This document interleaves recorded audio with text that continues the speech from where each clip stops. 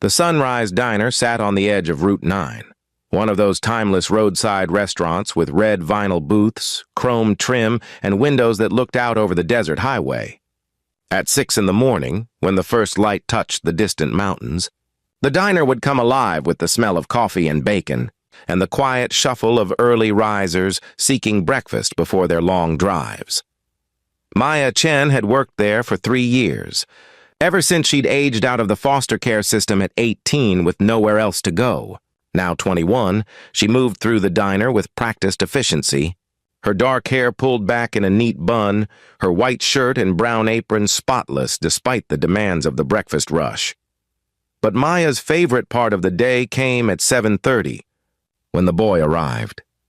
He was maybe 12 years old, thin as a rail, with dark hair that fell into his eyes and an oversized gray hoodie that he wore regardless of the desert heat. He never spoke, not to order, not to say thank you, not even to answer when Maya asked him questions. He would just appear outside the window, sit on the curb near the dumpsters, and wait.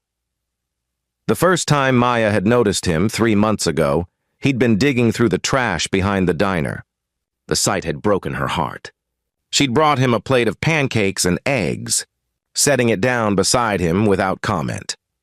He'd stared at the food for a long moment, tears streaming down his face, before eating with the desperate hunger of someone who didn't know when his next meal would come.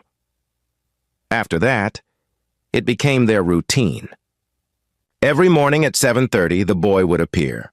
And every morning, Maya would prepare a full breakfast, scrambled eggs, toast, bacon, hash browns, orange juice, and bring it out to him. She paid for it from her own meager tips, money she should have been saving for community college or a better apartment, but she couldn't stop herself. There was something about the boy that reminded her of herself at that age, lost, alone, surviving on scraps and the occasional kindness of strangers. "You're feeding that kid again?" her manager, Frank, said one morning as Maya prepared the boy's breakfast. "Maya, you can't save every stray that wanders by." "I'm not trying to save anyone," Maya replied quietly. "I'm just making sure one kid doesn't go hungry today." Frank sighed but didn't push it. He was gruff but fair, and he'd never actually stopped her from helping the boy. Maya brought the plate outside to find the boy sitting in his usual spot, his knees pulled up to his chest, his face hidden in the shadow of his hood. She set the food down beside him and crouched to his level. "Good morning," she said softly, as she always did. "I hope you slept okay. It's supposed to be a hot one today." The boy didn't respond. He never did. But he looked at her, just a brief glance, and Maya saw something in his dark eyes. Gratitude, certainly, but also something else. Fear, maybe, or secrets. "I wish you'd tell me your name," Maya said, "or where you're staying. I could help you, you know. There are services, people who—" The boy's expression closed off and he looked away. Maya had learned not to push too hard. Whatever situation he was in, he clearly didn't trust adults, didn't trust the system. And Maya, who'd been through the foster care system herself, understood that mistrust all too well. "Okay," she said gently. "You know where to find me if you need anything." "Eat up, sweetheart." She stood and went back inside, watching through the window as the boy ate with careful, measured bites, as if trying to make the meal last as long as possible. This went on for weeks. Every morning, the same routine. Maya began varying the meals, waffles one day, French toast the next, always with protein and fruit and juice. She started including small extras, a granola bar tucked beside the plate, an apple for later, once a warm jacket she'd found at a thrift store. The boy never spoke, but occasionally he'd leave small tokens behind. A smooth stone, a wildflower, once a carefully folded piece of paper with a pencil drawing of the sunrise over the desert. Maya kept them all in a box under her bed. She'd tried asking around town about him, but no one seemed to know anything. No missing children reported, no runaways that matched his description. It was as if he was invisible to everyone but her. Then came the morning that changed everything. It was a Tuesday in late September, the air finally cooling from the brutal summer heat. Maya arrived at the diner at 5:30 as usual to help with opening. She prepped for the breakfast rush, poured coffee for the early regulars, and at 7:25 began preparing the boys' breakfast: scrambled eggs with cheese, wheat toast, crispy bacon, and a side of fruit. At 7:30 exactly, she carried the plate outside. The boy wasn't there. Maya felt a flutter of concern. In 3 months, he'd never missed a morning. She set the plate on their usual spot and waited, scanning the empty highway and the scrubland beyond. 10 minutes passed, then 20. At 8 o'clock, Frank called her back inside. The breakfast rush was picking up and they were short-staffed. Maya returned to work, but kept glancing out the window, worry gnawing at her stomach. At 8:30, she heard it. A distant thumping sound that grew steadily louder. Other diners heard it too and began looking around curiously. Then, through the wide windows, Maya saw them. 3 military helicopters, black and imposing, descending from the sky toward the empty lot beside the diner. The powerful downdraft from their rotors sent dust and debris flying, rattling the diner's windows and causing customers to gasp and point. The helicopters landed one by one, their rotors still spinning as armed men in tactical gear emerged, followed by people in suits. The entire diner had gone silent, everyone pressed against the windows watching the surreal scene unfold. Frank came out from the kitchen, his face pale. "What the hell is going on?" One of the suited men, tall, dark-haired, with the bearing of someone used to command, strode toward the diner entrance. He was flanked by security personnel, and as he pushed through the door, every head turned to stare. His eyes scanned the room and landed on Maya. "Are you Maya Chen?" he asked, his voice urgent but controlled. Maya's heart hammered. "Yes, what's happening? Is this about—" "My son," the man interrupted, moving toward her. "You've been feeding my son every morning for 3 months." Maya felt the world tilt. "Your son? The boy he's yours? His name is Sebastian," the man said, and Maya saw his eyes were wet with tears he was trying to contain. "He's been missing for 5 months. He's my son, and you've been keeping him alive." Behind him, through the window, Maya saw the boy, Sebastian, being led from one of the helicopters by a woman who looked like she might be a medic or counselor. He was wrapped in a blanket, looking small and frightened as more people fussed around him. "I don't understand," Maya said. "He's been here eating breakfast every morning. Why didn't he go home? Why didn't he speak?" The man, Sebastian's father, pulled out a chair and gestured for Maya to sit. His hands were shaking. "May I?" Maya nodded numbly and sat down. The man took the seat across from her, and the other diner patrons gave them space, though everyone was clearly listening. "My name is Director James Morrison.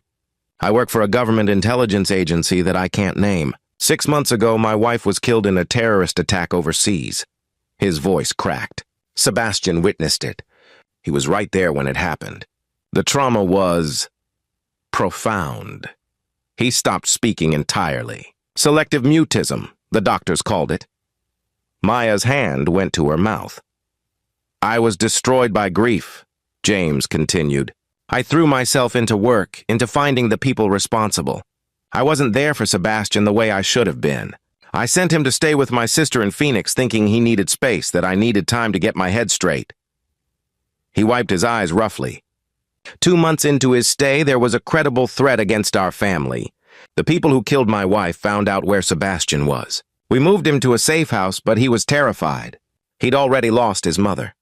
Now men with guns were telling him he had to hide, couldn't go outside, couldn't be a normal kid. James looked toward the window where his son stood. "He ran away, just disappeared one night. We've had every resource looking for him, satellites, facial recognition, ground teams. We had nothing, no trace. It was like he'd vanished." "How did you find him?" Maya asked quietly. "We didn't, not directly." James pulled out his phone and showed her a photograph. 3 days ago, a satellite image flagged something unusual. Someone regularly approaching this diner at the same time every morning, then disappearing into the desert. When we enhanced the images, we saw you bringing Creaseiver. Food to someone. We couldn't get a clear image of the person you were feeding, but the pattern was consistent enough that we sent a team. He looked at Maya with an expression of profound gratitude. Last night, we finally tracked him to a small cave about 2 miles from here. He was weak, dehydrated, but alive. The medics said he's malnourished, but not as badly as he should be after 5 months on his own. When we asked him how he'd survived, he wouldn't speak. But he led us here, to this diner, to you. Maya felt tears streaming down her face. He never said anything. Not one word. I didn't know.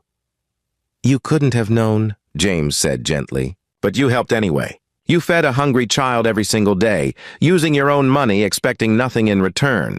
The doctors estimate that your meals have been the only consistent nutrition he's received. You kept him alive, Maya. You saved my son's life. Through the window, Maya saw Sebastian looking at her. Even from this distance, she could see tears on his face. He raised one hand in a small wave. Maya waved back, her vision blurred with tears. I'd like to offer you something, James said. A position with our family. We need someone who can help Sebastian readjust, someone he trusts. He trusts you, Maya. You're the only person outside our family he's allowed to get close to in months. I'm not a therapist, Maya protested. I'm just a waitress. You're someone who saw a child in need and helped him, James corrected. That's exactly what Sebastian needs right now. Not clinical treatment, he'll get that from professionals. But someone who treats him like a person, not a victim. Someone who shows up consistently, who cares without expectations.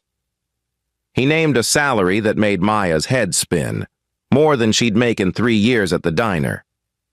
I can't accept that, she said. It's too much. It's not nearly enough, James said firmly. You gave my son hope when he had none. You showed him that inness still exists in the world, even after he watched his mother die. That's priceless.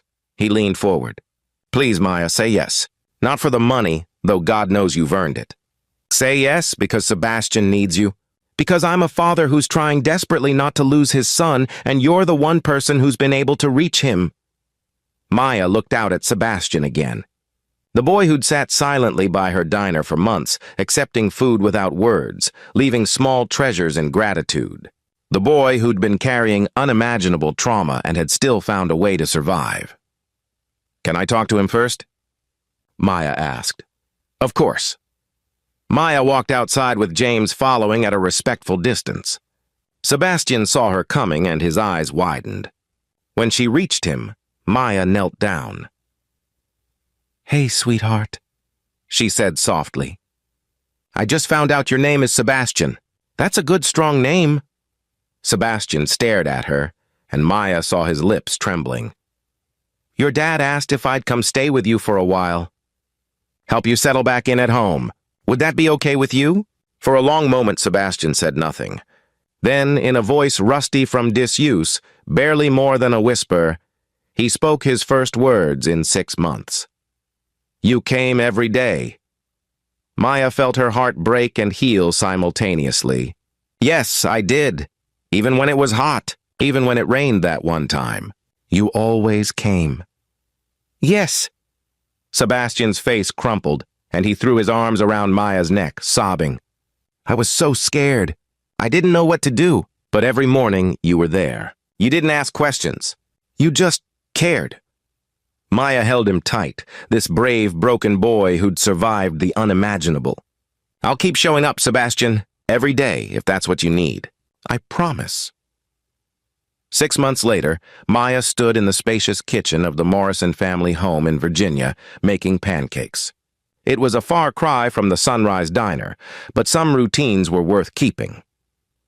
Sebastian sat at the kitchen island doing homework, occasionally looking up to chat about school or ask Maya's opinion on something. He spoke regularly now, thanks to intensive therapy and the safety of being home with people who loved him.